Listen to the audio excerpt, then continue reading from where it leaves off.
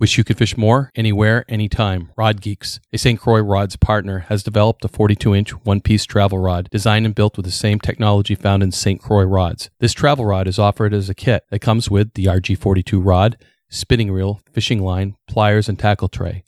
All in a case with space for your wallet, phone, and fishing license. Just grab and go. Perfect to keep in your pickup, car, or RV. This shorty performs much like a longer rod, but is compact enough for easy storage and for on-the-go use. Make this the summer you fish more. RODgeeks.com. Guidefitter.com. Guidefitter, bridging you to the outdoors while providing a quality platform for guides and outfitters for you to select from. Guidefitter is the best place to get discounts on gear if you're an outdoor professional. As a game warden, I'm a member of the Outdoor Government Program, which has over 80 quality brands to get discounts from. It's free to join. Yes, free to join. And all you need to do is prove that you're an active outdoor government employee. There are all kinds of products available. Apparel, boots, archery equipment, optics, backpacks, cameras, watches, ammo, anything, you name it. And while you're there, check out the articles, information, and stories that you'll be inspired from. So before you head out to work in the outdoors or start your next outdoor adventure, check out Guidefitter.com and get discounts on your everyday or every so often outdoor equipment. This is Game Warden Wayne Saunders for Guidefitter. Wireless partners building the FirstNet cellular network for AT&T in New Hampshire, Maine, and Vermont to ensure first responders can always communicate in emergency situations, so you know help is on the way when you need it. Wireless Partners is partnering for success with communities, local and state government, local business, and visitors. Wireless Partners building cellular networks for you. This podcast is brought to you by Maine Operation Game Thief.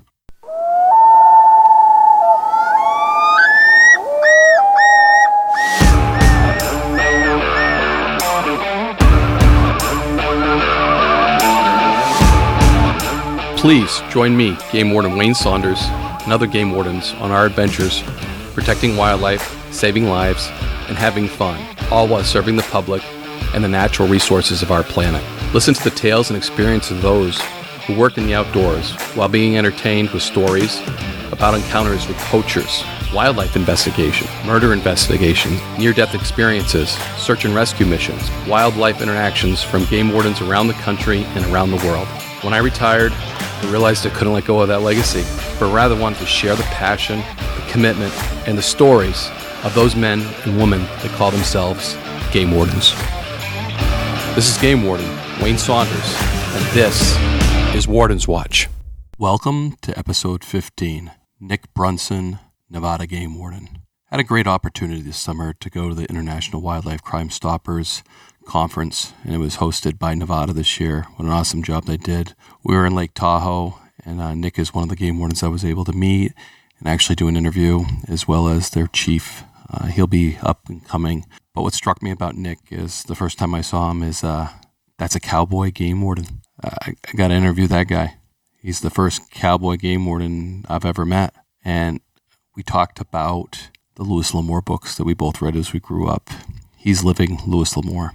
And if you don't know who Louis L'Amour is, he was a Western writer. He branched off into a few other things, but he connected people to the West. He connected people to cowboys. And I hope Warden's Watch connects people to the outdoors and connects people to game wardens. It actually gives you the behind the scene, the nitty gritty of being a game warden. And what really stands out to me is the passion that each one of these individuals has. Whether you're on the East Coast, you're the West Coast, whether you're in Northern Canada, you have a passion. And we differ from other law enforcement, and other law enforcement recognizes this. I've been called strange. I've been called odd as law enforcement. And I get it now.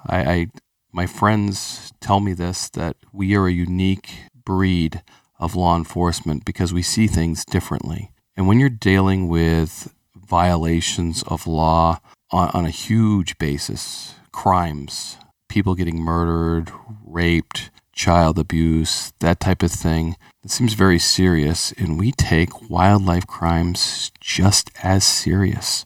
And that makes us odd because other people don't. They don't see what we see because they deal with other things in life. I went to a homicide school for New Hampshire. It was a great opportunity. I was out after being shot in the line of duty for 6 months, and I wasn't able to do the things that a normal game warden could do. So I actually took a lot of classes at the New Hampshire Police Academy, and one of those was a homicide school. It was 2 weeks long.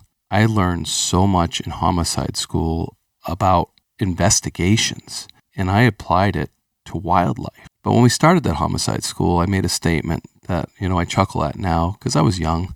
I hadn't been a game warden that long. I made a statement that whenever a deer, a moose, or bear are killed illegally, it's a homicide. To this day, I get joked about that. The guys that were in that class with me, my friends, they bust my chops about that. And I get it because it's not the level of a human being being killed. But that's the seriousness that I took it at.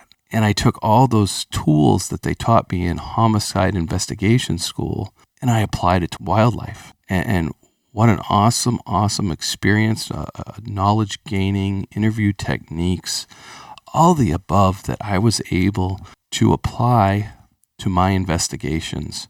And what I did is switched out people and I put in animals. And I think that's what we do as game wardens. We put our resources on such a high level, and we have passion for that.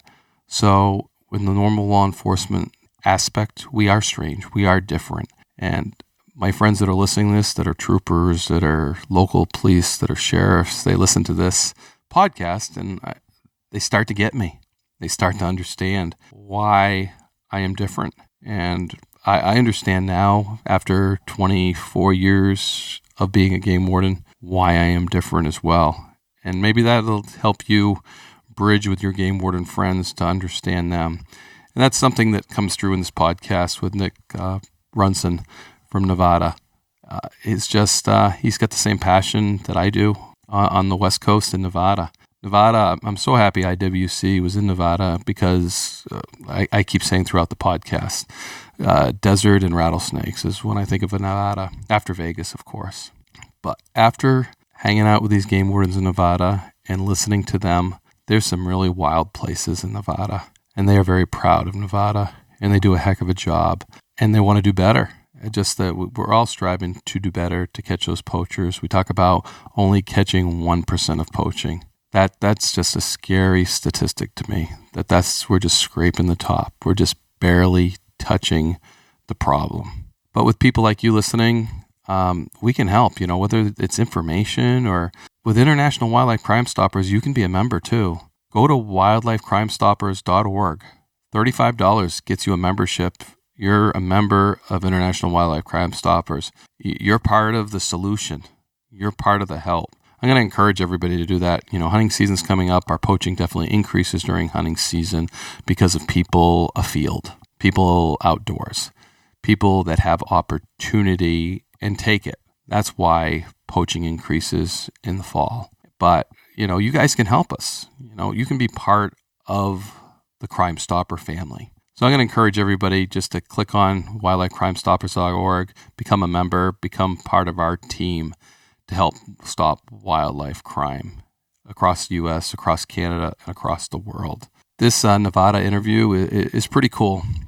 My first Cowboy interview, it's neat. I learned stuff. I learned about sheep, never had any exposure to sheep. It's pretty interesting to me to talk to somebody that's in different country, to learn their country, to learn their challenges, and to relate them to me and relate to you. And to give you that knowledge, to give me that knowledge, to reach out to brothers and sisters in wildlife law enforcement across the nation and across the world. I'm pretty proud. I think I keep saying, we're very similar people. And I really liked talking to Nick. And I could see myself being the Cowboy Warden in another life. I hope I get to experience a little more than just talking to Nick, being the Cowboy Game Warden. If he gets another couple horses, maybe I'll make a special trip out there and see some of that country that he vividly talks about and protects the resources of. So here we go. Nick Brunson, Nevada Wildlife Law Enforcement Game Warden.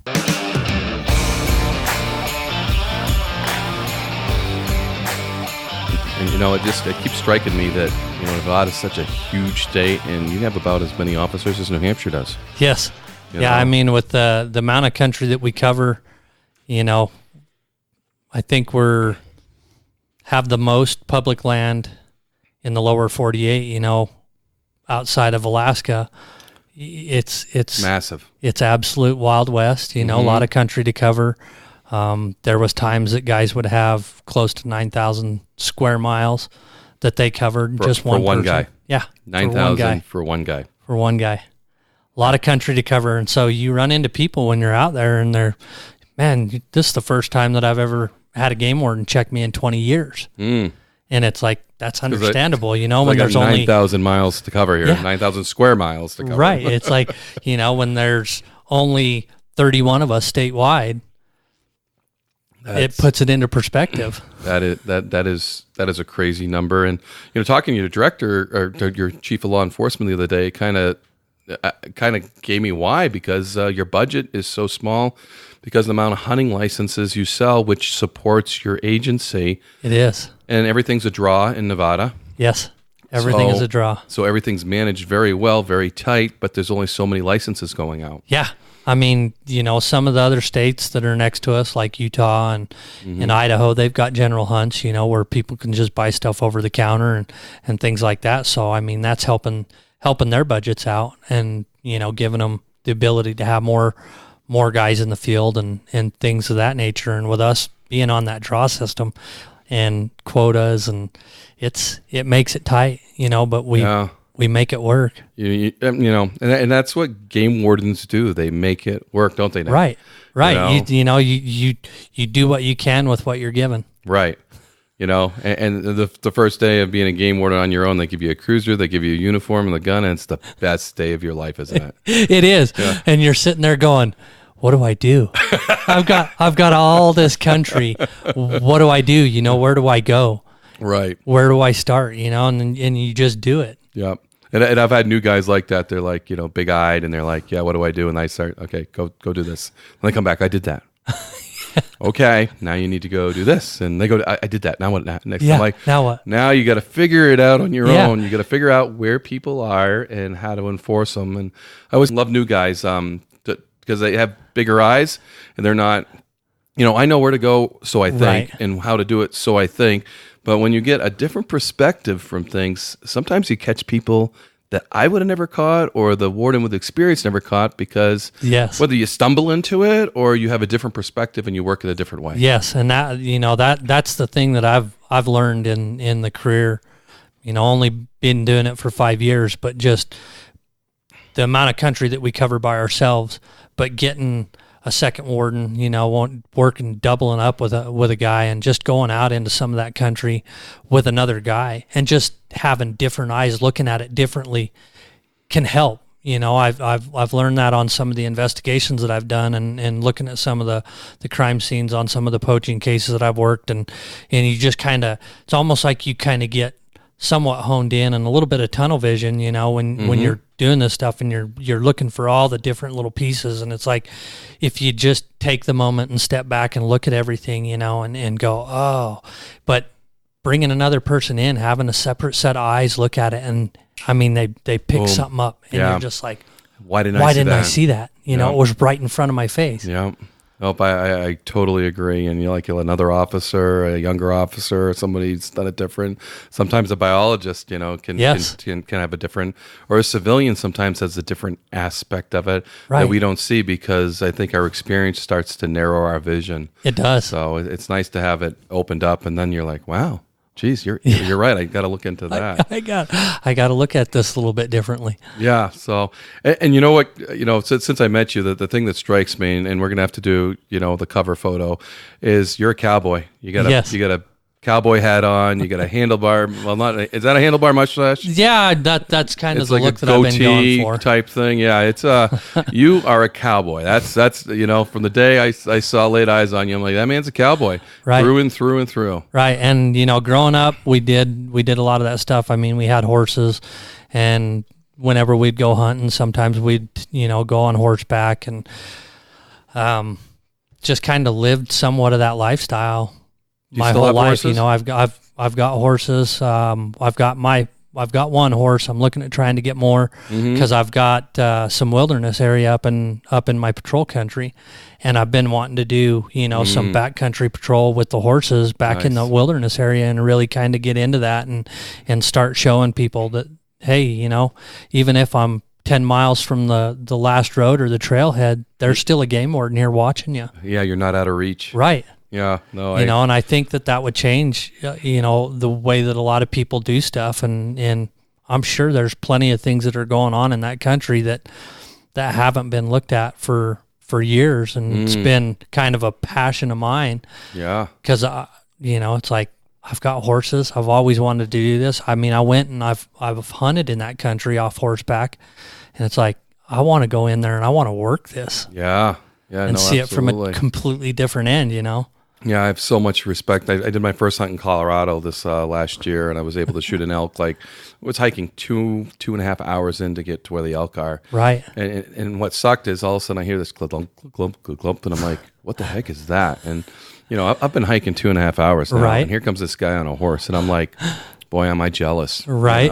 I just busted my butt for, 2 hours to get where I'm at. And this guy probably covered that in a half an hour on a horse for 45 minutes. Yeah, exactly. I'm like, he's going to cover some country. He's going to get an elk. But guess what? He didn't get an elk and I did. So. Right. That's awesome. When that happens, that's a good thing. His boy was trailing him hiking, which I thought was funny. Because dad's riding the horse. He had a pack horse. He had a horse. And here comes this kid with a full pack on. Oh. So, I chatted with the dad for a while, and he's like, yeah, my kid's following up. Well, he never told me he was hiking. So here's the kid. He's coming up, and he's got sneakers that are untied. It's a little bit of snow on the ground, so he's soaked. He's got sweatpants on. I'm like, but he's a young, strapping, 6'2" kid. And I say, hey, what did you do wrong? And he's like, what do you mean? I said, your dad's on a horse. He's pulling a pack, and here you are. Your feet are wet. And you're puffing a pack that looks like 120 pounds. Right. And he's like, no, I didn't do anything wrong. Just this is the part of it. When you're this age, you do this. When I'm his age, I'll do that, I hope. If nothing else, he should have thrown his pack on the horse. You would have thought. Right. I still think he did something wrong, and Dad, he was getting punished. Right. Now you're walking into camp. Here's your pack. Yep. So, yeah. No, I've got so much respect for horses, and I think as an Eastern Warden, that's one thing. I look at Western Wardens and think that the big mountains that you can't get into with anything, but a horse, or the Forest Service land that doesn't allow ATVs. That the only way you can get into is a horse. So, and to have that relationship with animals, we have it with dogs, and to have that one with a horse, it's just. Something out of Louis L'Amour, I guess. And I used to read those books like nonstop when I was a kid. Same thing with me. Those are the only type of books that I really, ever got into when I was in high school and things like that, and English teachers telling you got to read this and you got to read that and you got, no. I want something I'm interested in. Yes. I want something. So, yeah. But you're living the Louis L'Amour dream. I am. Yeah. I am. I'm living, I know there's a lot of wardens that would be jealous of the stuff that we get to do in the state of Nevada, and getting to do some of that backcountry patrol. I mean, shoot, watching the Outdoor Channel and seeing the Montana Warden show that they had on there, and seeing some of those guys going into the backcountry on horses. And before I got into being a game warden, and I'd watch some of those shows and I'd see that and I'd be like, man, that's one day that's what I'm going to be doing. Yep. And now I am. Now you are. So, yeah, it's an awesome feeling to finally achieve that. And, it is. And to do that. So. It is. Any good wildlife cases or fishing? You got to remember fish are important too. Right. But I see you got the sheep hat on. Yeah. And, I haven't had a good sheep case yet. So you got any good sheep cases? I haven't gotten any good sheep cases. I've got some. I'm gonna come back in another 10 years and you'll have some. Right. So. I've got some Bighorn sheep. I've got Rocky Mountain Bighorn sheep in my patrol country. There's only one tag given out, and I mean not one tag. Yeah, one tag in there. One tag for one sheep. One tag for one sheep. So there's not a whole lot that really goes on with that. How's the population? Do you find that one hunter? That's going to be hard to do. Sometimes it's not really that hard because the sheep are all confined into one place, so it's easy. For me to find them. So what do you think the sheep population is in that area, like 10? I know that when the biologist did her flight last what would it have been, last August. She ended up seeing, I think, 38 sheep in there. Wow. So, we're kind of sitting right around that. You're harvesting 1 out of 38, maybe 50 total, if what you didn't see. So, yeah, now I understand maybe 1. Right. But, man. And, that sheep herd's kind of coming back from a pneumonia die-off that we'd had. I don't know. I can't remember exactly when it started. It was 5 years ago. I think it was right close. Sheep get pneumonia? Yes, they do. They end up getting, it's a pneumonia mycoplasma bacteria and I think it's really pretty prevalent in almost all wild sheep, but it almost seems like there's some sort of environmental factor and weather and things like that just kind of triggers it, and it's no different than like pneumonia in people.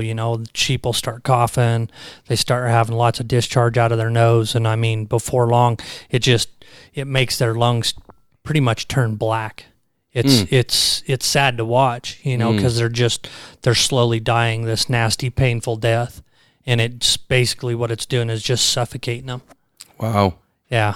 So that's the first time I've ever heard of sheep pneumonia and affecting wild populations. Yes, so, and it's been like that, in all places in the state of Nevada, not just up by Elko or down by Tonopah or down by Vegas. Quite a bit of the sheep herds end up with it, and sometimes they can link it to wild sheep and domestic sheep interactions, or wild sheep and domestic goat interactions and things like that. But like I say, I know that they say that pneumonia bacteria is in almost every sheep known, whether it's domestic or wild. And to me, I think there's just got to be some sort of environmental trigger that triggers it, that helps. Yep.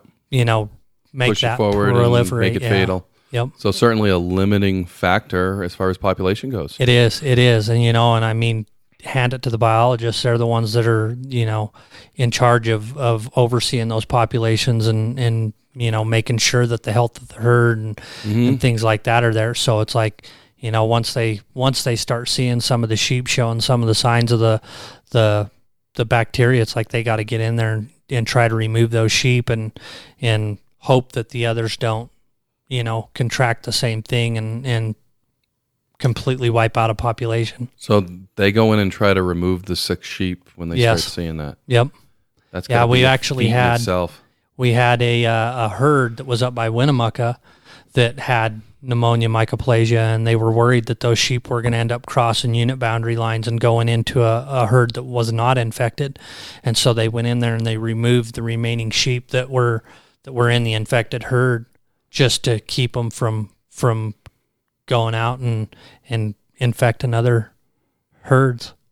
Huh. So it's kind of a, and like I say, give it to the biologists, because they're the ones that are... Just look at sheep hunting, mind you. Now we're trying to extract sick sheep out of there, and the terrain, the difficulties. That's not an easy job, is it? No, it's not. And I think that they utilize the helicopter a bit to be able to go in and do some of that stuff, because it's a heck of a lot easier to find the herd with the helicopter and getting eyes in the sky. But having people on the ground as well, and there's part of you that goes, man, it would maybe it would have been better if we would have given tags out to people and been like, hey, let's go in and try to do what we can to remove these animals. But hunters sometimes can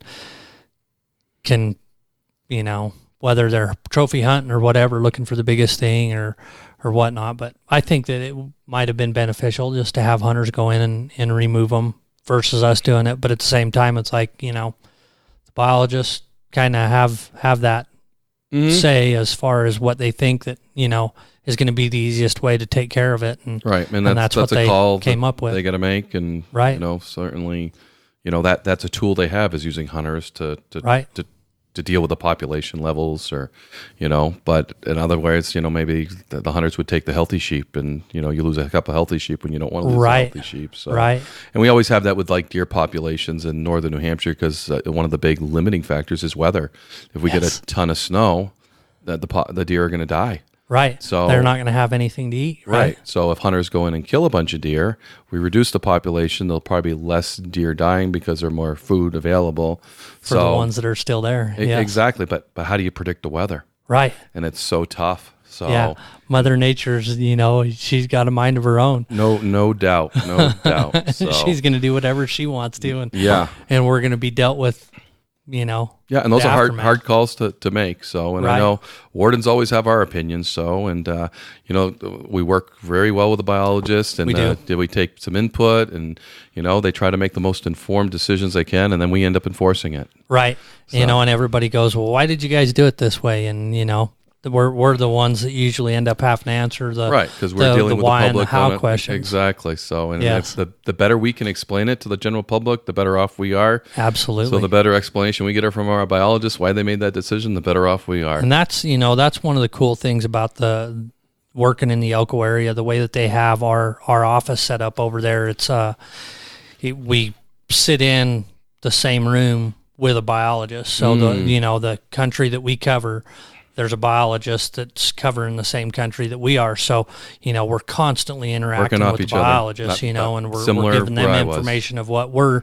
seeing in the field, and, vice versa. They're giving us information as far as the health, health of the herds. And we always don't things. agree either. Right. So, but there's a middle area there, and it's that give and take and getting that information, and that's what I always found. And always having respect for each other is so important, and seeing their point of view. Again, like you said, you're not putting the blinders on, because we see it from generally a law enforcement aspect, and they see it generally biology. They don't take the hunters into consideration. They use them as a tool, to limit populations, but they're not on the front lines dealing with the people every day.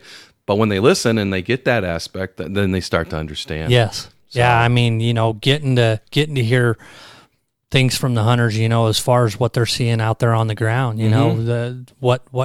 how many animals they're actually seeing, that's kind of stuff really helps out, because as the warden, we can go back and talk with the biologist and be like, hey, I've been talking with a lot of people out there in the field, and this is what they're seeing, and kind of give them that bit of information. I mean, like you say, you may not always agree, but at least you're giving them great information, vital to information. Take back, because you're not getting a whole lot of hunting data when you kill one sheep. Right. Right. Yeah, that guy fills out a diary. Yep, first day. Saw the sheep, shot the sheep. There you go.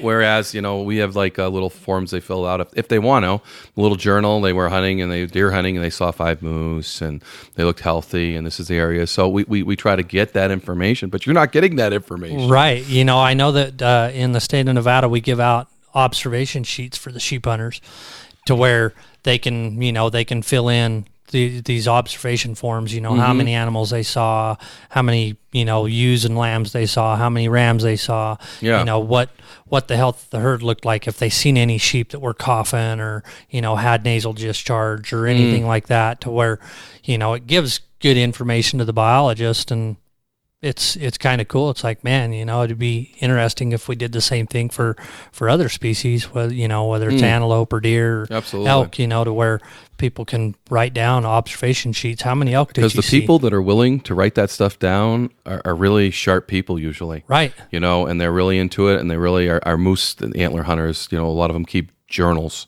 Yeah. So to take that information and to bring it in, it's huge. Yes. So, and that's one thing that's been really awesome in the state of Nevada, is actually getting to see moose move in to the state of Nevada from out of Idaho.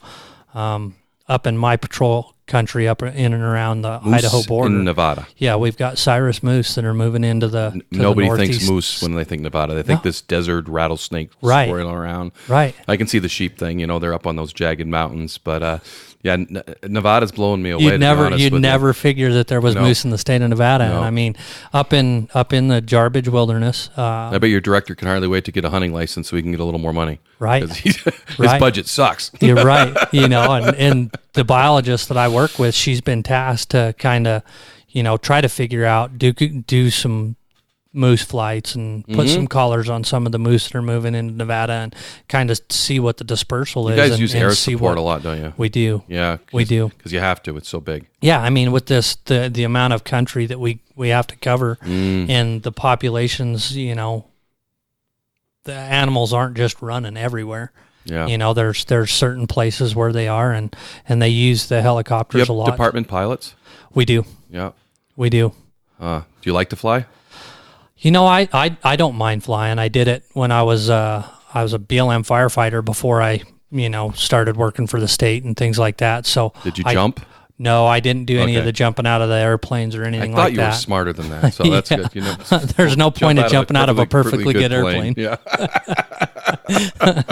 Mom taught me better, Yeah. I did one duck survey in a plane. I'll never do that again, And the guy's like, I'm like, oh, where's that barf bag? I'm like, really? Do we have to bank like that to count ducks? Right? Yeah. No, I fly. I can do pretty well in a helicopter. Depends on the pilot. It depends on the day. So generally helicopters, not fixed wings? Yeah, a lot of times it's in the helicopter. I mean, we used to have fixed wing availability type of stuff, but I think, with the helicopter, it just, the way that they do it, you're able to slow down. You're able to get right down in on those animals and kind of, nice. Do really good classification when they do it. It's pretty awesome to be sitting in the backseat of the helicopter and watching how it is that they're doing it, and sitting there writing the numbers down and getting to see it from the biologist perspective. And to me, as a warden, it's awesome to be able to do that, because not only are you getting to see the animals and doing the stuff with the biologist, but you're also getting to see your patrol units from a completely different perspective. Yeah. Because a lot of times we're just out there, boots on the ground or in the truck, and you're running up and down roads. And when you're in the helicopter, you get to see all that stuff from the air. And so, seeing where animals are at, where big parts of populations and things like that are, it's super helpful. And it's like, those are areas that we probably need to hit. Right. And I know my biologists, when there was work to be done, an extra set of hands, they always appreciated it. Right. So that was always good to work with them, and similar things like that. And, yes. The boots on the ground type of thing, and working with them, and that relationship is just priceless, because I think, we work better for, the resource, we work better for the sportsmen, we work better for the people that appreciate the outdoors. Right, so right. It's a good working relationship and pretty healthy, and I think it's pretty much consistent nationwide. Yes. So I think it is. I think almost every agency, you probably have a lot of those similarities all across the country. Yeah, and it breaks up your day. It breaks up your, it's something new, like you said. It is. Earlier, you never know. Every day is a different day. Right, so and you never know what you're going to see from the air. Heck, my goodness, you might spot the next, the next good poaching case right there from the air while you're out and doing surveys. Yeah, and I probably already said this on a podcast, but they were doing a marijuana flight. One of the local police officers was up in an aircraft, and this is August, and our hunting season doesn't start until September 15th for deer. And they see a guy dragging out a deer out of the woods, and when they sees the helicopter, he turns around and drags it back in the woods. Well, he doesn't hunt, he doesn't fish, he doesn't know. He thought it was kind of odd, but he didn't think he'd radio it down, because there was a couple game wardens waiting to go take the next flight. Right. So when they land, he's like, yeah, we saw this guy dragging a deer out of the woods, and then he saw us, he dragged it back in the woods, and we're like, and so their boots, they're going like crazy to get to this spot, hours later. Right. There's nobody there. So, but, just to get, to say what you saw from the air, right. What he saw from the air, we didn't catch him, but that stuff's occurring. And you might see the next big poaching case from the air. Yeah. That something, that you can see, hey, check that out. What's that over there? And, you get a bunch of dead sheep for no reason, or, something. You're right. What's going on? Mm-hmm. Yeah. So it's pretty cool to be able to see that. It'd be nice if we could utilize aircraft during hunts and things like that, but it'd probably be more detrimental than it would be beneficial in some instances, just because you'd be ruining everybody's hunt. And I mean, it takes people a lot of years to draw tags for certain species in the state of Nevada. Some people are waiting, like I've been putting in for 20 years for desert sheep tag in the state of Nevada, and I'm still waiting. I mean, not everybody takes that long, but you should be able to get it. Right. You're still young. Sooner or later. I just hope that I can 20 draw years before I turn 60. Well, if they're only giving out one tag, Nick, let's face it, the odds aren't that good. Right. I mean, the cool thing in Nevada, the amount of sheep that are in the state of Nevada is phenomenal. I mean, all the desert sheep that we've got down south. I mean, the herds are. We've got more sheep out there now than we've ever had. Wow. And nice. big thanks to the the NGOs like Nevada Bighorns Unlimited, right? Finesse, Elko Bighorns, More partners. Fraternity of Desert Bighorn in Southern Nevada. I mean, just all of those partners, right, help doing what they're doing, and to see the populations the way that they are is amazing. And one of my missions is to let those partners know law enforcement's part of management. Right. I've seen these pie charts, I've seen these things, and management, habitat they're buying, and doing this and doing that, and I never see law enforcement in those formulas. And I'm like, hey, if you don't have any law enforcement, you have nothing. Right. We're the teeth in the biology, we're the teeth in the rules. Right. I mean, the biologists and everything like that, they can do all the quotas that they want. If you don't have game wardens out there enforcing the laws, it's just going to be a free for all for everybody that's out there. Right. And nationwide, we're getting reduced, right. And we're becoming the police in the woods. And I get that, and that's a good segue. But let's not forget about what our primary focus is, and right, and that's going out there and protecting the wildlife and the wild places that they encompass. Right, and who better to partner with and help share that message with is the Rocky Mountain Elk Foundation, the Sheep Foundation. Right. Trout Unlimited, Ducks Unlimited, Mule Deer Foundation. I mean, all of them. Help us carry this flag, man. Don't forget the law enforcement. Don't leave us behind, because we're the teeth and we're getting left behind, and eventually it's going to affect you.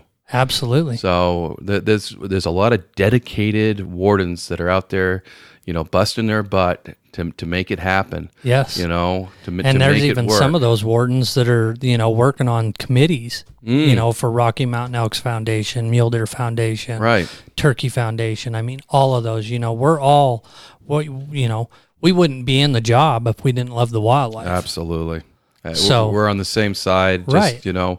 We're the teeth, and become a partner with International Wildlife Crime Stoppers. What an opportunity for these these nonprofits to team up with another nonprofit right. that specifically targets wildlife, catching wildlife crime. Exactly. It just that's hopefully someone's going to listen to this podcast and say, "Geez, he's right." Right. And maybe you'll say, "Geez, he's wrong," but you never know, right? You just never. You never know. So the wildlife cases again. Getting back to that, can you share one with me? Yeah, I've got a few wildlife cases that I can share. I know one, and a lot of people say it's an anomaly for a warden to be able to actually sit out there and catch a poaching act right there in front of them. It's one of those things that's almost like one in a million. I just like the look on their face when the warden is there. Right, and in 2015, it was in October, and we'd gotten some information that there was, some potential activity that would be going on up in the northeast corner of the state, close to the Nevada, Utah, Idaho border.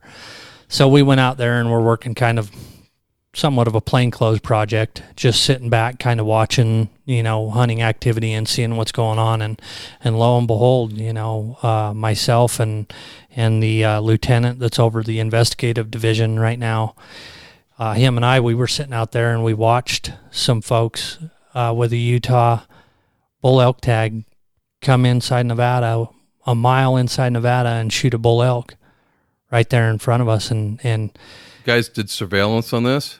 Yeah, I mean, we were sitting out watching. I think we were out there for 2 days prior to when this had happened, and there's a whole bunch of private property. I'm assuming you're camping for 2 days? Yes, yeah. We were camping out in the middle of nowhere, tent, whatever. Mm-hmm. I think we had the wall tent up, if I remember right. But it's one of those things, so we watch that and we see them, headlights, their side-by-sides, and they head up towards Idaho, and they get into Idaho and come back around and drop. You're pretty high up watching this stuff. Yeah, I mean, we're up on, some good ridges and bluffs and things like that to be able to see this. And we watched them go all the way back into this ranch over in Utah.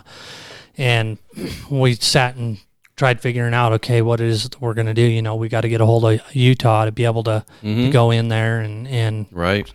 Work this case. And, luckily we got a pretty good relationship with our bordering states, and nice. We were able to get in there and I was able to identify the elk, and yep, that's the one that they shot last night, and we seized everything, and we didn't really get a whole lot out of that one. I was hoping that we'd get more, but there's only only so much that we can do as the wardens, putting the case together. So you watch these people. Did they do this at night? They did it in the evening. It was right before nightfall, and I mean when they ended up shooting, it was probably 5 or 10 minutes after legal shooting light. You guys are kind of watching these guys cross into your state, and then eventually you hear the gunshot, and you can watch them. You watch the elk go down. Sit and watched her. The gal that was shooting sat and watched her shoot, and you could see the dust fly, and you could see bullets hitting the elk, and the elk just scattering, and watched the bull go up into some trees, and pretty soon they came out and followed the elk up into the trees and heard a couple more shots, and pretty soon it starts getting dark, and then all you can see is headlamps and headlights from the side-by-sides and four-wheelers and things of that nature going into there to process it and get it out of there. It was pretty like I say, it's one of those things that being a game warden, you dream of being able to see stuff like that and work cases like that, but the chances of it ever really happening are super slim. And that was I'd only been on as a game warden for a year when year and a half about when that occurred, and so it was like, man, I've only been doing this for a year and a half, and I've already been able to catch this, and so it was pretty cool, and then like I say, when everything went through the court processes, we don't, it'd be nice if judges and things like that took wildlife crime a little bit more seriously than what they do, but there's only so much we can do as a warden. All we can do is right. And if it makes you feel better, usually Western fines are much more than Eastern fines. Really? Yes, absolutely. When I look at your fines, I like, wow, you really get that much? That's impressive, right? Yeah. So for a moose, generally we're looking at, $2,500, for a shot moose plus restitution. So they're looking at like, maybe $3,500, right? Plus loss of license for, 2 years, 3 years. So, those are the type of penalties we're getting in the East. Yeah. So of course you don't even have a moose season. So no, we don't. And thankfully here this last year they actually with the legislative session just finishing up, they put in some legislation, and they actually put moose. The killing of a moose is a felony in the state of Nevada. Before it was only listed as a big game mammal. I mean, we only had it identified as a big game mammal in the state just because it was a rarity to ever see a moose in the state. Well, now we're starting to see a lot more of them move in. Like I say, it seems like from southern Utah. So your legislators taking Idaho. it pretty serious. Yeah, legislators are starting to take it serious, and they're making the killing of a moose a felony, which is good because the last great. 4 years in a row, we've had a moose killed during the cow elk hunts. People misidentifying, a moose for an elk, and it's kind of hard, from my eyes to how do you make that that distinction difference? But take a little time, right? It's like very different animals. It's one of those things that you learn when you're in hunter safety or anything like that, is identify your target before pulling the trigger. But I must say, when I saw my first elk in the wild, it was like a shocker. After I've been, like I told you, I've been scouting, hiking in there, and actually to see one come out and go, oh, that's an elk. That's what an elk looks like. So, but I would have said if it was a moose, I would have known it was a moose still, right. But, right. It's just a shocker. All of a sudden they show up and that's an elk. Wow, right. So right. But I could have done the same thing with a moose if it was a moose. So. But I can tell you, a lot of the wildlife cases that I've worked have been kind of similar to that. A lot of it seems like, border issues, people coming from one state into Nevada, and hunting, whether it's deer or it's elk. I've worked 2 or 3 deer cases up along the Utah border and the Idaho border. Yeah. And gotten some pretty good cases and got some pretty good convictions. We've made international cases, with between Canada, people coming into New Hampshire and shooting moose, and right.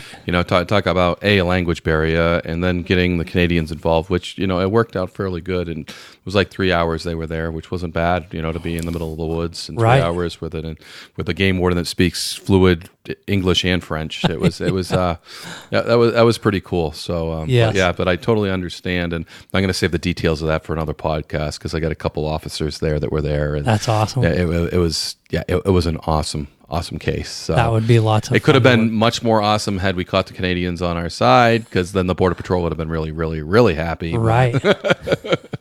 That would have made it even more interesting. Yeah, no, but definitely border issues are there. You know, so it's you got to know your boundaries, and most of them do. Yes. Most of them know where they're going. Most of them know exactly where they're at. You know, they'll sit and tell you that they don't, but they know exactly where they're at. And the grass is always greener on the other side. Absolutely. Absolutely. But those are some of the better ones that I've worked have been cases that have been, having border issues and things like that. How about that adrenaline level as you're watching this happen, and you're like, I had a case similar that I watched it all go down, and it builds. You're like, you're like, oh, they're over. Now they've already violated. They're in our state, but now, there's elk there. Right? They shot. Did they hit it? They killed it, you know? And then it's just, the adrenaline builds up, and from then on, that case is just, taking off, and you're flying like a kite because you're going to catch these things. You're doing this. You're calling Utah. You're getting them involved. We're going to go to the ranch, and when you showed up at the ranch, what was the reaction there? I can tell you that you can tell that nobody at that ranch wanted us there.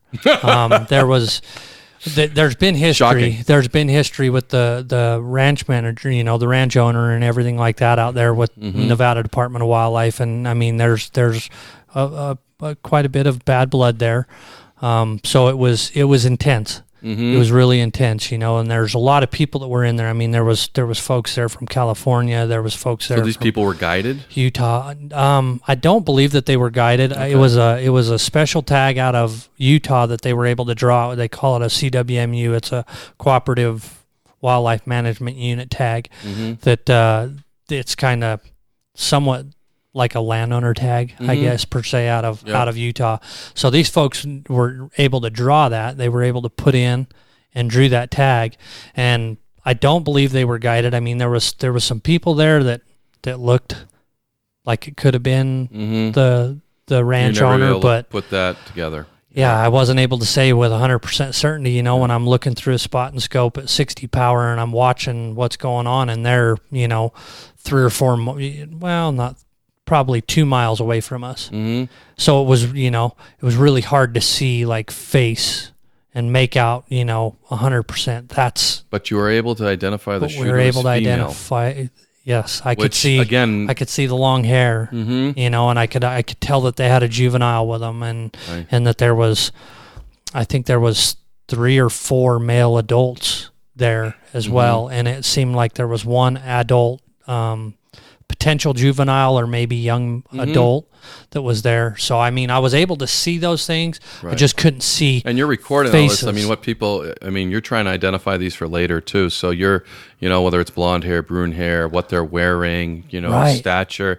This is all stuff you're trying to do. And, if you have the ability to videotape a photography, you're probably trying to snap them. And the iPhones are great now. They can slap on those, end of the spotting scopes now. Put them on a phone scope. See, and I didn't have a phone scope before. And the whole time that I was doing that, I was sitting there taking pictures with my phone through the spotting scope, just trying to do what I could to help make the case better. Absolutely. So and like you say, I mean, once you see that happen and the adrenaline, and there's a whole bunch of private land that was right in there, and that private land was what kind of kept us from getting over there that night and actually catching these people on the ground right over there. Is we had to try to cross private property, and like, I've never been on this private property a day in my life. I've never had a reason to, so I have no clue where any of these roads are. Yeah, or gates, or all kinds of things that are on some of the gates and some of the private property, it's locked, so you know that you're not going to be able to get into there. Right. So it's like, where do you go? Where do you go? Yeah, well, with 9,000 square miles, I can totally understand that. Right. So, and then the tension when you show up at that ranch, you got Utah with you, and then you, and just, I don't know if people understand, when we go to address some of these wildlife crimes and these people are fully aware of what they did and the warden shows up, there's some serious tension there. Really serious tension, and like I say, that the landowners have a lot of animosity towards state agencies, whether it's Utah DNR or Nevada Department of Wildlife. I mean, there's a lot of animosity there, and they don't really like the authority. So while we're there, I mean, like you say, the tension's just just amazing. You could feel it. Right. And you could see it, and when you're there and you're talking with these people and they're giving you bold-faced lies. I mean, almost every game warden's probably been lied to millions of times in their career. It's human nature. I remember the times I gave breaks is when people told the truth, because I was like, really? Wow. Yeah. So, because, we get lied to on a consistent basis. And, certainly the TV shows show that, which just cracks me up, that people get caught on lies and then they show it on TV. And now everybody understands, well, you guys get lied to all the time. I'm like, absolutely. Yeah. So it's hard for us when we do an investigation, when you tell us something, to believe somebody, to take it at face value. Absolutely. Right. It's we got to dig, we got to do, and then the innocent people are like, geez, you treated me like a criminal. And it's like, well, it's because we always constantly being lied to, and most of them are criminals. So yes. The one time or the very few times you get treated like a criminal, I'm sorry, but this is how we have to catch the bad guys that are constantly lying. Right. To us. And I mean, a lot of times it's not that we don't believe you. It's just we're trying to get the information, and then we're trying to talk with the other sources that were there and verify stories and try to find the discrepancies, and we try not to make people feel like a criminal when they're not a criminal. Absolutely. But it's kind of all part of the job. You know, that's how we get to the bottom of everything and get the truth. Yeah, and eventually we figured the truth out, and we find out that you were telling the truth. Right. So, and that's a good thing, and we probably treat you a little different after that. Right. So, but in the meantime, it's hard to understand that when you're on the other side of it. So, yes. Yeah, and I mean, you know when you're being lied to. I mean, there's different things that people do that give you those cues that they're lying, but it's neither here nor there. Like I say, I saw what I saw from the spot and scope, and the cool thing was being able to put all that down on the paper and see the elk head in the trailer and everything else, and it was like we had all the pieces that we needed, and we knew what the truth was. Right. Yep. So, and it's just at that point whether they're going to cooperate or not is how you deal with it, so. Right. And how did it go when you did an interview with her? Was she pretty forthcoming? Or? No, they didn't. They tried saying that they had no clue exactly where they were at. They didn't know where the border was and things of that nature. Which is a ranch right beside the border. Which is common, I mean, that ranch, part of it runs in Utah and part of it runs into Nevada. Where the ranch house is, it's probably a mile inside Utah, and the hay meadows and things like that run over into Nevada. And when you're hunting that close to the border, know where you are. Right, absolutely. And I mean, that day and age, even in 2015, I mean, GPSs and Onyx maps and things like that. All that stuff's available for people, and to say I didn't know I was know I was in Nevada. Well, you're a mile from it. The place that you drove right past a marker that shows you the Nevada, Utah, and Idaho border. So it's like you can't tell me you didn't know where you were at. Right. Like I say, it was pretty tense. Talking with the people that killed the elk, and they're we don't know exactly where we're at, and we're looking at a map and we're trying to get them to point on the map where they were at, and talking with them, and then pretty soon the husband of the the guy that owns the property ends up getting called, and he shows up, and I mean at that point the tension just got heavier, and it was like, okay, we've got what we need, let's just get out of here. We seized the elk head, we seized the rifle, and you've identified the shooter. Got out of there. Got everybody. Yep. So, and what I'm thinking through my career, I've never arrested a female. Right. I've had other officers near me arrest females, but I've never done that. So I just, to have that happen too, just females don't hunt as much. I mean, they're the minority doing this. Certainly they are gaining. I have seen that gain as far as, especially archery hunters. Females have finesse. And there's something about with archery that takes finesse. And, I've seen a lot of more females, hunt. Taking up hunting and archery. And are very good at it. Oh, yeah, they're excellent at it. I mean, better shots than we are. It's almost like they have ice in their veins, Yeah, absolutely. And in nature, you think about the females, they're the hunters. They're the ones you watch out for. Right. Yeah, they're the ones, so, and I think we just haven't generated that over years because I think, they're the killers. They're the like you said, ice in their veins. Yeah, and, they just, patience.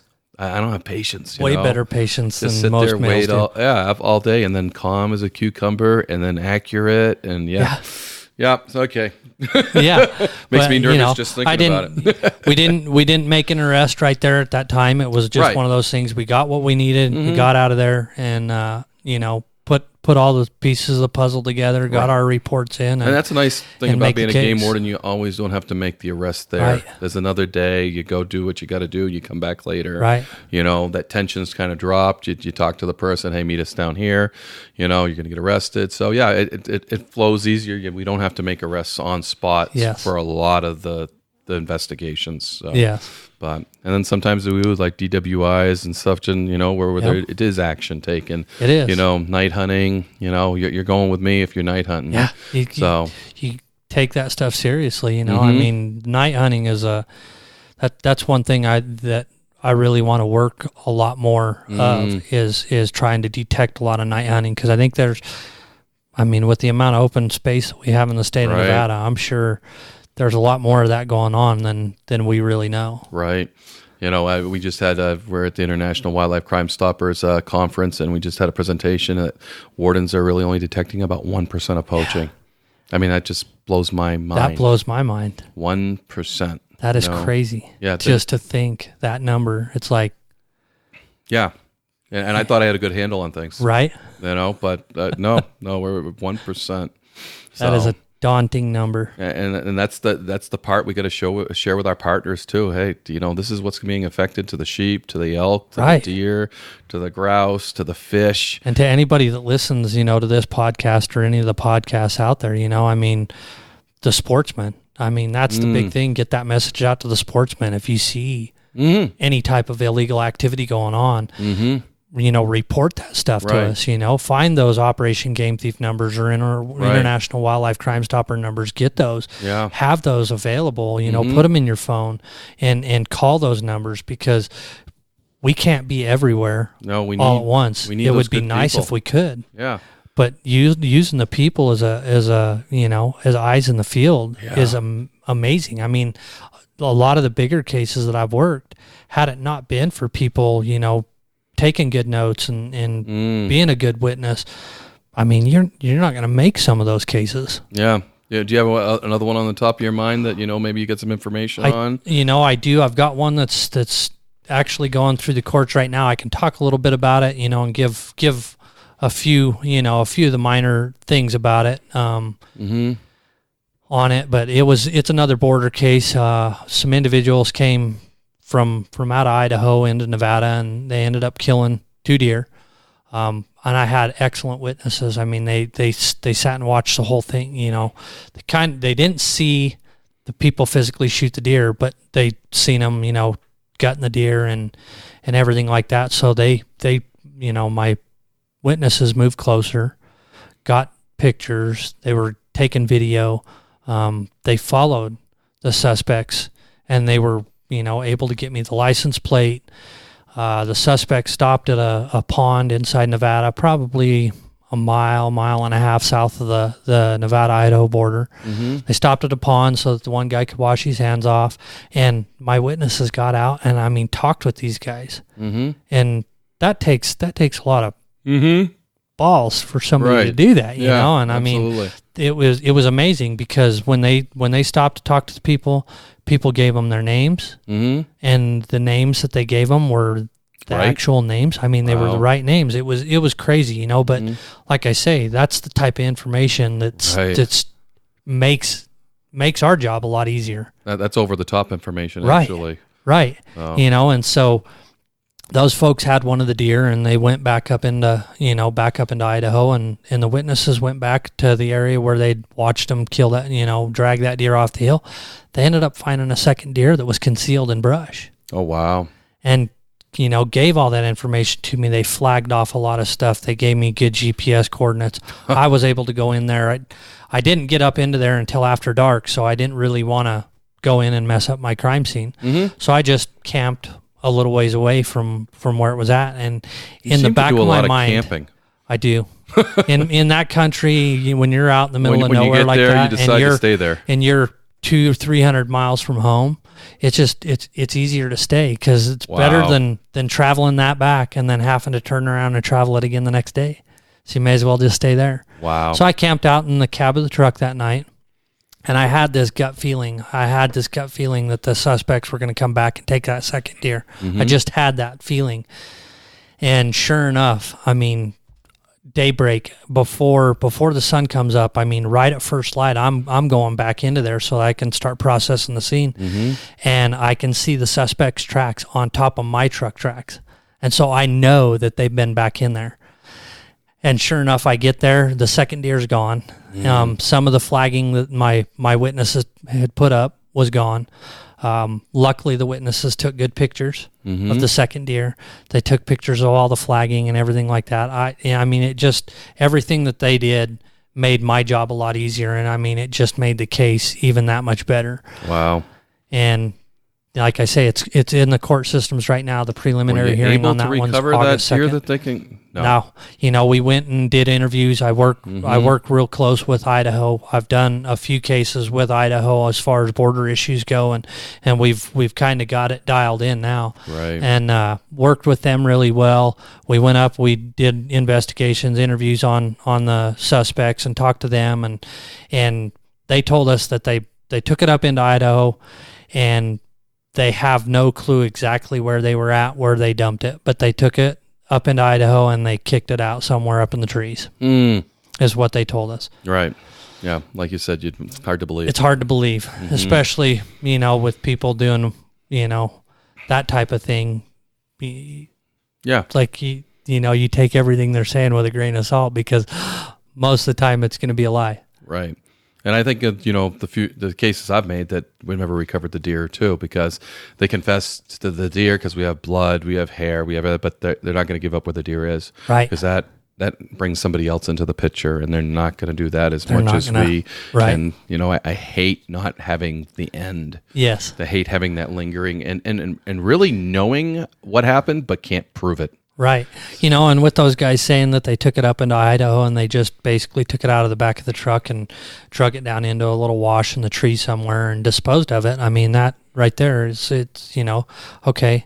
Now it's a complete waste of game. That's total disrespect to the animal. And, right. And that was one of the things that we talked with one of them about was, what's in the eyes of the sportsman, what's the number one thing that you could do that's against the law. And it's like, leaving an animal to waste. Because a sportsman and as non-sportsmen, right. you don't want to leave that animal out there to waste. Right. You don't want to leave it out there to rot. At least if you're going to kill that animal, use that animal. Right. And I think you hit the nail on the head. They're not sportsmen. They're poachers. No, they're poachers. Yep. And that's what makes them different. And the guys that get all that information, they're sportsmen. Yes. Yeah, they're the good guys. They're the heroes in this. Right. And that's the thing. The people that had given me the information on this case, like I say, I probably would never have made this case had it not been for the information that they were able to give me and with them physically talking with the suspects after everything had went down. It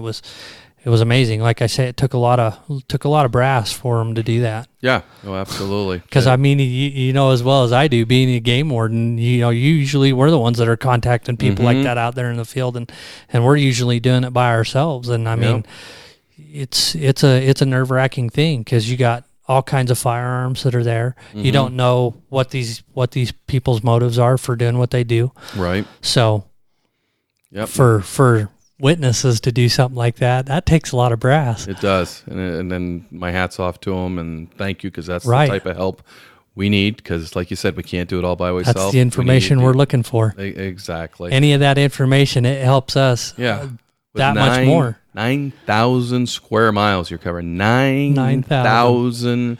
You know, someone should wrap their head around that, because I think you can fit the state of Rhode Island in that. You know, yes. 9,000 square miles. It's you know, wrap your head around what Nick has to cover as a game warden, or did, is just phenomenal. Now I'm sitting at about 5,500 square miles, 5,000. So almost half of what you used to almost cover. half of what I was used to covering. Yeah. No, it's, you know, I thought I had a big patrol big. area, and I don't even hold a candle to that, as well as the violations that occur in that, especially during the hunting season and when things are active. Right. You got to be everywhere. But the nice thing is, I mean, with the quotas that we have, you know, we don't have near the amount of people in the field as, say, some of the western states do, you know. I mean, where some of the eastern states have you know, millions of people out there on opening day or whatever the case may be. We only have, you know, 1,000, 2,000 people in the field on opening day and in certain places. So for it's a lot less 31 people. wardens? Yeah. Yeah. And don't forget those guys that are crossing the borders to hunt, you know. Right. And, coming from another state, just trying to catch a little bit of that greener grass on the other side of the fence. That's right. You're only detecting 1% of what's only going 1% of that. And that was one of the big things that, you know, that I told my lieutenant, as I was like, we really need to start working some projects up on some of these borders, because I'm like, we had two cases that we had last year. One was during the archery season in end of August, beginning of September, and then that case that I worked in October. And I'm like, that's just two cases. Mm-hmm. There's your 1%. Yeah. Two cases. Mm-hmm. Could you imagine the amount of stuff that's going on those borders that we're not detecting? I can imagine. So, and hopefully everybody listening to this can imagine too. Right. So, no, absolutely. And, you know, similar happened in New Hampshire. We hadn't worked our Canadian border in eons because it opened the same day as the New Hampshire moose season, and we were always right out straight. Right. So one year it didn't, and we jumped on it. We had some federal funding. We worked with the feds, the Border Patrol, and, you know, we scored. We made a huge, huge case that just went through Canada, you know, and put out that message as, hey, they're on the border again. Yeah. We're watching. When back, you know, in the 70s when they started this moose hunt, that was a detail that state police was involved with. Fish and Game was the moose hunt, and they used to work the border hard because of the influx of people trying to get across the border to the greener side of New Hampshire. Yeah. So it was, so the border issues are huge. Because I mean, so important. To wild animals don't care where the border are. They don't care. They'll the grass may be greener on the other side. Right. They'll cross borders whenever they feel pressure from one place to the other. Yep. They're going to move to where they don't have the pressure. One day it's a Nevada elk, and the next day it's a Utah elk. So, that's pretty funny. They know where they're safe at, you know, and they know the times of the year that they're safe, and you know, up in that country on the Nevada Idaho border over there, and it's called Area 8. You know, a lot of people in the state of Nevada know where Area 8 is. It's kind of one of the premier places to hunt mule deer in the state of Nevada. We only give out, I think, for the rifle hunt, we only give out 45 resident tags and I think 5 non-resident tags over in there. So, I mean, not a lot of tags given out in there. And it's kind of a trophy hunt. Archery hunt over there doesn't start until November. The muzzleloader hunt's kind of the end of November, beginning of December, and then the rifle hunt starts in December. So the big thing is a lot of them deer come from southern Idaho, and they migrate down through there. So it's kind of almost like a migratory hunt. I mean, there still are quite a bit of resident deer that live in there. Yeah. But you're getting a lot of deer influx coming from Idaho that's pushing out of southern Idaho, and they're coming into Nevada to winter. So that's, you know, but knowing that, archery hunt doesn't start until November. So, and north of the border, their rifle hunt starts in October. Right. So anytime that you're seeing somebody chasing deer around in the state of Nevada in Area 8 with a rifle, you pretty much know that there's no Nevada hunt going on right now. Right. Oh, that makes it easy for you. It does. It makes it a lot easier for us. That's why I say, you know, I think it'd be great to be able to work some of those projects on those borders and see how much more we can detect. Right. And hopefully raise that, you know, percentage from 1% to 5% or 10%. Absolutely. You know, it'd be amazing. Yeah. And you got to have an awful understanding wife, because it sounds like you just, you're out there, you're 300 miles away from home, you're pulling up and sleeping for the night, and I bet you don't even have a cell phone signal, so you can call her and tell her that you're going to be spending the night. So you don't show up home. She's getting used to you being out. Oh, it's hunting season. He's probably going to do something. He's sleeping in his truck. Right. Jeez, that's something. I always used to try to. My wife was understanding, but I try to give her a call, and generally I had a cell phone signal. Right, and I mean, in some places, the cell phone signal is getting to be a little bit better. Out in that country, there's some places where I can get it, and luckily that time I was able to call her when I'd gotten the call that was going down. I was able to call her and told her, hey, I'm probably not going to be home tonight. This. I've got this going on, and I'm 300 miles from home. I may as well just stay here and work the amount what of I need time to work. Drive home and drive back. Yeah. That's something. Yeah, I haven't wrapped. I think the moose case on the Canadian border is the only time we actually. Well, there's been a couple times that we've camped out overnight. So that's the cool part, with the country that I patrol is I'm constantly doing campouts. My wife would attest to it. I mean, I'm out and I get into places, and it's like, I don't want to go home and then have to turn around and come back up. And it sucks sleeping in a truck. Yeah. So it's a lot easier if I just plan, hey, I'm going to go up here and I'm going to work this country for 2 or 3 days. I'm just going to camp out. The cool thing is I work really well with the Forest Service. I've got access to Forest Service cabins that are up in some of my patrol country. So I can stay in a little piece of God's country for a few nights and enjoy myself. That's great. Run into a lot of hunters. Yeah. Nope. And you're there. You drove there. No sense in trying to drive back because you spend all your time in the vehicle. Right. Yeah. Right. Nope. And then enjoy the outdoors. Enjoy this vast Nevada country because it's wild and it's beautiful. It is. So, and there's places in Nevada that a lot of people think of Nevada. They think of Vegas. Yeah. Or desert and rattlesnake. You're from Nevada, and they think it's desert country, and I mean, a lot of it is. It's a high desert, lots of sagebrush, lots of vast open country.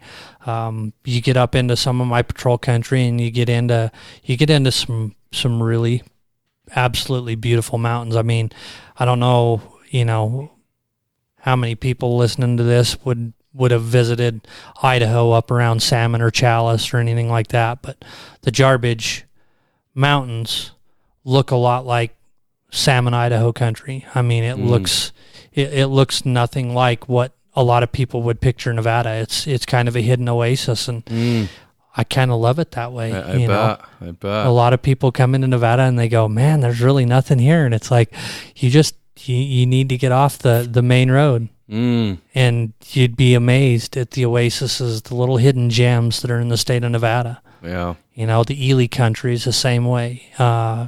Some mountain ranges down there. I mean, you've got mountain peaks that are reaching over 12,000 feet. So you've got, all this brush zone. You've got sagebrush, and then you interchange into, some mountain brush zones with mountain mahogany and things like that. And then you get into the timber country. And then before you know it, you're up into the alpine and the subalpine. You get up above timber. Yeah. And a lot of people don't know that that's there. Yeah, I would agree. I never knew so much about Nevada till I got here, and now I want to spend some more time and do some more exploring and get into that country you just described. Because you got me all fired up. It's like I say, it's a little piece of God's country. Yeah, it's I call the Jarbidge, I call it Nevada's little piece of Idaho. Yeah. Just because it reminds me so much of a lot of the country in Idaho that I've seen. But it's a gem and just absolutely beautiful. Plenty of trails inside the wilderness. A lot of hiking that you can do. I mean, you can spend days in that country. Well, you're a great ambassador for your state, Nick. I will say that. And you can tell the pride of being from Nevada and being a game warden in Nevada. And, yes. Anything else you want to share? Anything else? Because, it's as much your podcast as my podcast for people to listen to. I mean, you're going to have a big bunch of people heading for your country in Nevada after that description, man. Right. Yeah. The biggest thing that I can say is enjoy, your time spent outdoors. A lot of people, it seemed like they make it's almost a burden to them. in some instances, and it's like, man, just sit back, relax, and enjoy your time outdoors. Right. You know, and if there's people that are listening that are looking at becoming a game warden, I can tell you, you know, there's plenty of instances we don't make a lot of money, you know, and a lot of us that do this job, we don't do it for the money. Right. You know, we do it because we love what we're doing, you know, and we have a passion for what it is that we're doing, and we have a passion for the wildlife, and we want to do our part to help protect the wildlife for future generations to be able to enjoy the same things that we enjoyed growing up. You know, and my big, you know, I'd like people to just to take their time and enjoy what, you know, God has created, the nature that's out there, the wild things that are out there. Take pride in those, you know, and try to show the judges and the district attorneys and the legislators how important wildlife is. Because if we're not the ones out there doing it, who's going to do it? And before long, we're not going to have any wildlife. Right. Very, very, very well said. And all I can think is, you know, come get wild in Nevada and not just in Vegas. You know? Right. Because there's so much more there. So, hey, I've really enjoyed this interview, this podcast, Nick Brunson. I enjoyed being here. Game warden, Nevada. You know, just an awesome opportunity to talk to you. So thanks. Thank you.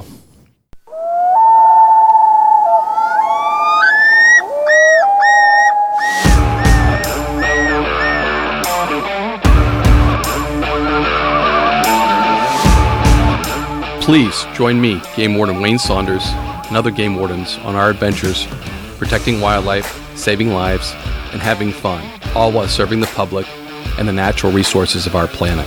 Listen to the tales and experiences of those who work in the outdoors while being entertained with stories about encounters with poachers, wildlife investigation, murder investigation, near-death experiences, search and rescue missions, wildlife interactions from game wardens around the country and around the world. When I retired, I realized I couldn't let go of that legacy, but rather wanted to share the passion, the commitment, and the stories of those men and women that call themselves game wardens. This is Game Warden Wayne Saunders, and this is Warden's Watch.